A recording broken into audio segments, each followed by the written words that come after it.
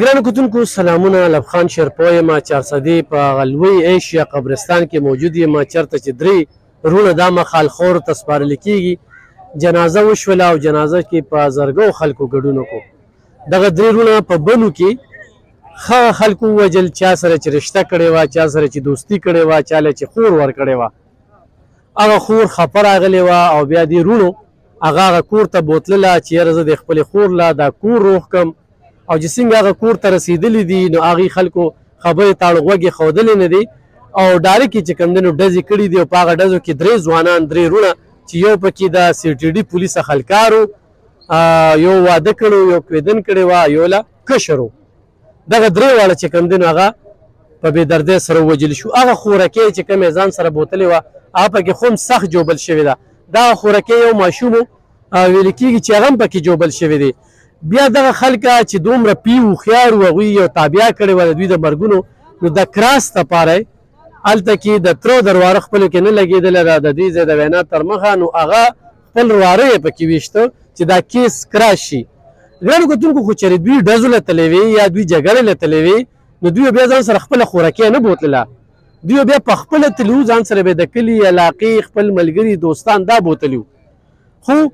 هغې خلکو انتخابي ظلم کړی دی او نن یې چارسده یو وارې بیا وجړوله. هغه پلار چې هغه په پالج وښلی دی د دغې بچو دپاره ډېر زیات پریشان و، دا ډېر غټ غم پرې راغی.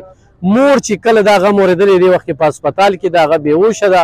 او هغې ذهن چې کوم دی نو د دې خپلو بچو دپاره کار پېښې دی. دا یو داسې واقعه ده چې خو مور و، هغه خو پلار و، خو ورور و، موږ عام خلکه په دې باندې دردېږو چې درې جنازې د یو کور نه ووتلې. بله خبره د موقع نه پیدا کړمه چې موږ دا خور لور ورکو، دا موږ دې له نه ورکو چې په دې باندې خلک تشدد کوي، په دې باندې ظلم کوي، په دې باندې زیاتې کوي. بس چې کور دې سره نه جوړېږي نو پرېږده، ښه په رضا یې پرېږده. دویم دا د اسلام موږ ته اجازت راکوي، خو په دې باندې موږ کور کې خلک پې کړي نه دي، یو واده، دویم واده، دریم واده، خبره کوم ځای کې روانه شوې وه چې هغه کس بیا بل واده کړی دی. بس صحیح ده، خور راغلې د خپه وروڼو پې کړې ده چې بچي دا اسلامي د هغه خښ دی. هغه خویند هغه خور چې کومه ده خپله خبره واپس اخیستې ده او دې وروڼو سره چې کومه ده هغه خور روانه شوې ده چې زه دغې خپل خاوند سره کور جوړوم، دویم واده لري، دریم واده لري، څلورم واده لري. خو دې وخت کې دوی کور جوړولو دلته تللي وو، دوی جګړې له نه وتلې. نو د خدای تعالی بندګانو چې د الله دا کم قهر در باندې راغی د چا نه چې ډز وشي نو دا د ګټه ونه کړه، دشمني ټول تاوان تاوان دی. او چې کله چاته الله پاک په قهر شي نو هغه ته تمانچه ټوپک او د هغه نه ډز وکړي او بل سړی ته نه ولګي. موږ چونکې چارسده کې د دغه مرګونو نه تنګ راغلي وو، دومره مرګونه دي چې بس سار راپاسې دوه درې او ورپسې د بلو نه چې کوم دی نن دا کومه درې مرګونه دلته زموږ چارسدې ته رالل نو ډېر زیات چې کوم دی نو وی دردولو، ډېر زیات چې کوم دی نو وجړولو. موږ سره دلته کې ورور موجود دی او هغه نه لږ شان تاسو ما ګلخان دا درې واړه وروڼو واو دې کې یو پولیس کې یو پولیس کې یو واده کړی و، نه نه کړی کویدن یې کړی و، یو کویدن کړی و، یو داسې و. دا مسله څنګه ده؟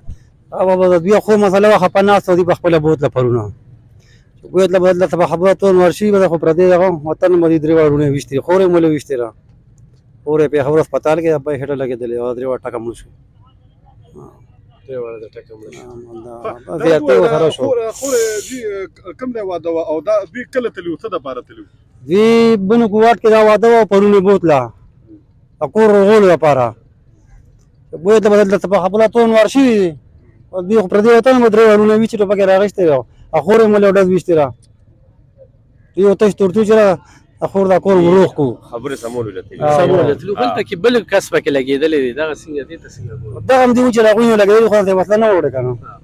هلته خو هېڅ وړې وسله خو بغیر دی مو چک پوس یې هغوی نو جګړې له تللي نو خور یې بوتلې وه، خو جګړې له خو نه بوتلې خور له کور روغه و. علم خان صاحب که دې جګړې له تللي وو که نه نو بیا خو بیا خور کور کې پرېښوده که نه بیا به صاحب ځان سره خور یې ځان سره بوتلې وه. دوی خو دې لپاره لاړل چې لکه مونږ د دې دا کور روغ کړو. بس دلته بیا دغه شان مسله راغلې ده چې بس څلور په څلور یې ویشتې نو هغه زنانه خو په هسپتال کې او دا درې خدای پاک وبخي او دا ستا مخکې جنازې وشوه به دا بس پخی یې او الله دې اوس هغه جن بلې دوی سره یې ملاپ شي او څنګه خلک یار ښه خلک دي، دا خو د کلي خلک خو ښه شریفانان خلک دي، دا خو شکر نه جنګ و نه جګړې والي وو که نه او ښه خلک وو ډېر زبردست و. دې کې څه خلک څه وایي څوک زخمیان هم پکې شته که نه؟ یاره زخمیان پکې نشته یو زنانه پکې خو زخمیه که نه ټوټل پکې څومره دي؟ څلور مړه شو که یو خوا مړ شو درې دې خوا مړه شو دا اخوا چې مړ دی دا څوک و جي او خیر دا د جنې لیور و لیور او خیرور و او خیرور او خیرور صحیح ګرانو کتونکو تاسو دغه خبرې واورېدې زما یو پېره بیا خپل کتونکو ته خواست دی چونکې موږ انتخایي جاهله شوي یو چې ډز خبرو ته غوږ نږدو ګوره خبرې په خبرو باندې ختمیږي جرګې ته موږ غوږ نږدو مشرانو ته موږ غوږ نږدو راتلونکي وخت کې موږ ته نوره بیا ډېره زیاته خطره ده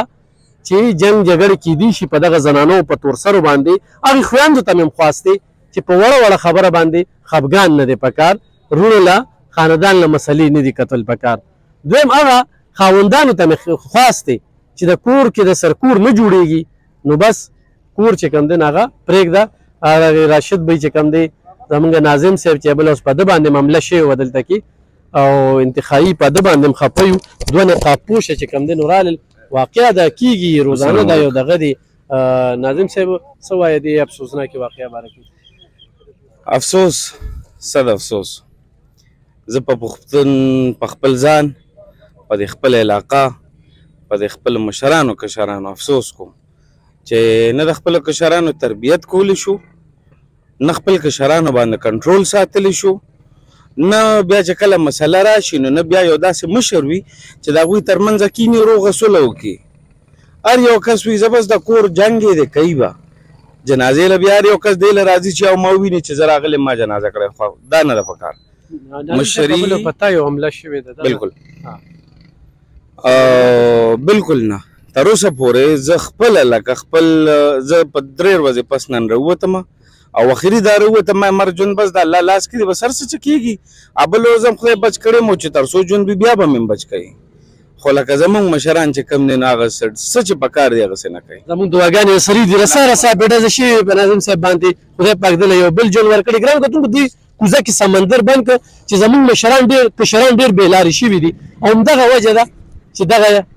جنګ جګړو ته او ډزو ته خبره یا بله په ثوابۍ کې یو کس لږې شي بولي او بیا هغه نور خلکه چې کوم دي د جخالت داسې هغه اور دغه کي چې په کاڼو په خښتو په دې باندې ولي نو د دې 3 رونو لپاره دعاګویو الله پاک دې جنتونه نصیب کړي الله دې هغه مورکې هغه له صبر ورکړي دا ډېر غټ غم دی هغه پلار چې په کټ باندې پروت دی هغه رور چې موږ دلته کې ولیده چې هغه خبرو توان نه لره نو ګرانو کتونکو لږ په خپلو کورونو باندې نظر وساتئ او خویندو له لوریانو له ورکې عزت دا د رور د زړه ټوټه وي هر سړي خو خور لري که نه او مینه ورسرې وي